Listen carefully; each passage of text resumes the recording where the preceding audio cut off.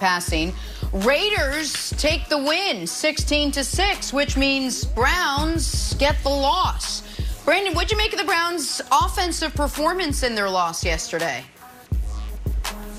I mean, this is what I expected. I'm not shocked by this. I'm not surprised. Nick, are you surprised? Kevin, are you really surprised? Like, we drafted this guy. Before I even get into it, yeah, Jen, I already know your answer. Trust, Jen, are you surprised? Right? Absolutely Think about this. I'm okay with old school football. Defense, running the ball, low-scoring games. I'm okay with that. You got to get it done that way sometimes. But I'm not okay with being in year 3 with Baker Mayfield. We drafted you #1 overall. We drafted you for this reason. We drafted you to get the job done by any means necessary. And you haven't proved to be the guy. So for me, I'm not surprised. I want to get off this Baker train because it just seems like I'm just crushing him. And he may be a good person. I've never met Baker Mayfield. But as far as a quarterback and a football player, I don't think he's the guy. He's just not getting it done. Brandon, let me ask you a question. Let me just throw it back to you. How many quarterbacks in this league would have played well in those conditions yesterday? How many? Maybe 10. Maybe 10 or 12 guys. But think about, look at the 2-minute drive. Mm-hmm. But look at I'm looking at the decision making. I'm looking at when the game is on the line, Derek Carr got it done. Why couldn't you get it done? Why couldn't you execute a 2-minute drive?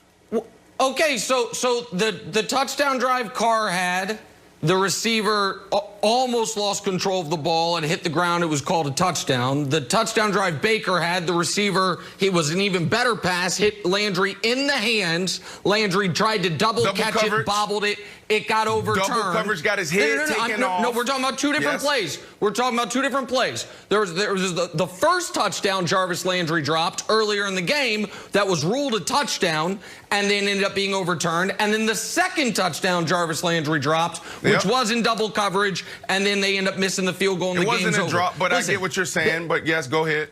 Okay, well, the first one definitely was a drop. The second one hit him in the hands, and then he got hit by the safety, and he ends up losing the ball. Whether that gets graded a drop or not, it hit him in his hands. Double coverage. Baker didn't play well. No one would argue. No one would argue he played well. And the conditions were obviously awful, but you got to score more than 6 points. I did feel yesterday like, for all the folks who say, what good is Odell Beckham Jr., a guy who you can just get the ball to either in a reverse or, as you would say, a bubble screen, a guy who you don't have to throw the ball far to and can make people miss, could be useful there. But listen, Baker right now is not a top 10 quarterback.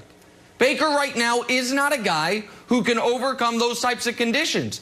I don't know anyone in America who is calling him a top 10 quarterback. Now, he gets discussed as if he is because he was the #1 pick of the draft. But I saw another #1 pick of the draft yesterday, Jared Goff, look like he should have been the #1 pick of the CFL draft and might lose that job too. So to act like, well, because he's the #1 pick of the draft, we hold him to the standard. No, it's because it's Baker Mayfield. And he played terribly, and he deserves to be criticized for it, which is why it's frustrating when he plays great like he did against the Bengals. We say those games don't count. But yesterday, Wilds, he was bad. He was bad in awful conditions where everyone involved with offense or special teams was bad. And now they have a bye week, and then they have 3 very winnable games coming up after, and we'll see how they rebound. So, Brandon, I give Baker a total pass on this. When you see field goals moving like it's like being driven by magic, maybe it's a Halloween thing, I'm like, oh, no one's moving the ball. Derek Carr didn't really move the ball. They combined for like 250 yards. So this is not going on Baker Mayfield's permanent record in my book. It's like, oh, that's the windy game. I'm not holding this against him. Have you played in games that are so windy? You're like, we can't move the ball. It is what it is. It's just the wind.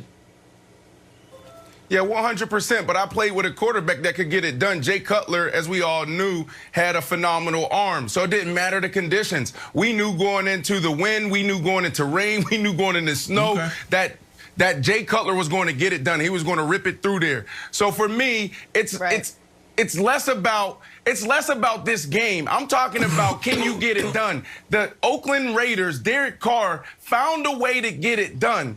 Why couldn't that be the Cleveland Browns and Baker Mayfield? Why do we continue to have these discussions that, they fell short? Why do we keep? Wait a second. No. They got it done. They got the win. We're talking about the win. That's what I'm talking about. We can't keep making excuses for him, Nick. Last week it was, it's the Pittsburgh Steelers. Anybody who beat the Pittsburgh Steelers is an MVP quarterback. This week is now, let's blame it on the win. Brandon, last week it was the Bengals.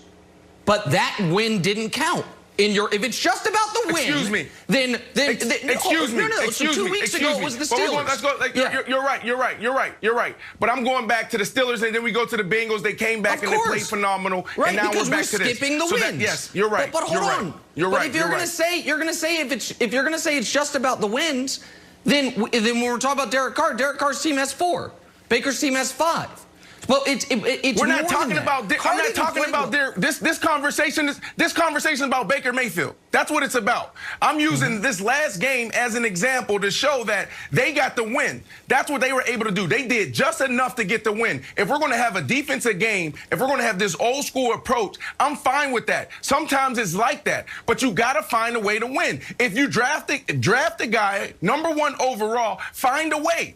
Find a way. Don't give me an excuse about the win. Don't give me excuses about the rain, the sleet, the snow. I don't want those excuses. I want the win. Now that's totally fair. What I do think, and I think the Wright Baker conversation in my mind is, he looks like a guy who was not worth the #1 overall pick. He looks like a guy who can be a starting quarterback in this league. Okay, that's fair. And can play well, but is not a franchise changer the way he looked like his rookie season. I think that is totally fair. You know what it looks like? A lot like Derek Carr. He looks a lot like Derek Carr, a guy that's going to be a league average-ish quarterback. That's what I think. That's where I think Baker Mayfield is right now. I feel like the conversation surrounding him has been skewed. Well, say that and don't make excuses. Say that and don't make excuses for him. Let's go back to the Steelers game and you did. Go back to the Steelers game. You made an excuse for him. You went back and said, this guy, I'm going back to that point because you went, that was your take. Your take was anybody that plays well against the Steelers would be an MVP candidate. And that's not true. Correct. Why are we doing that for Baker? Guess what? Because we just saw the literal MVP have 4 turnovers against the Steelers. So thank you. But then exactly. The point was that the Steelers are going to make a lot of people look bad. The whole point, hold on a second. The point was the Steelers are going to make a lot of people look bad. Just like the Bengals evidently are going to make a lot of people look good. And now yesterday, Baker didn't play well. I don't think it's an excuse to say it was hurricane force winds. I am able to be critical of him. But you can't evaluate these games in a vacuum where the conditions and those things have no application. Derek Carr did not in any way, shape, or form play a better or worse game than Baker Mayfield yesterday. Now, his team won, so he gets the check mark there, but I am sitting here telling you definitively.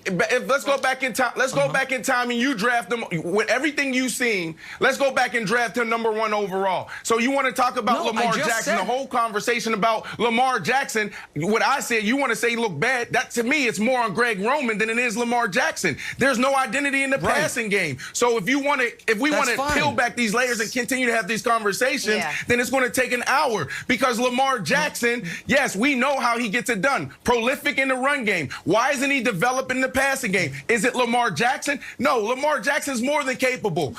That's not typical for him to go into a game and turn the ball over. But he's pressing because Greg Roman is not developing the passing game. But that's fine. But the point that I was trying to lead to is, if the score of this game had been the exact same, 16-6, but the Browns had won, and Baker had the 112 yards passing that Derek Carr had, maybe I'm wrong. It's a guess, but I'm guessing not you know a lot what? of folks. Here's the deal. Brandon, let me finish the point. Brandon, let me finish the point. I'm done arguing over average quarterback. Why are we having this discussion? We're talking about Baker Mayfield. Like, why are we going back and forth? You're trying to defend Baker Mayfield. I'm trying to be honest and fair about the discussion. I'm going to jump in here before we get to a commercial break. Honest and fair about Baker Mayfield. There's nothing to be fair about. You want to talk about the win. We will have much more on this game, including where Odell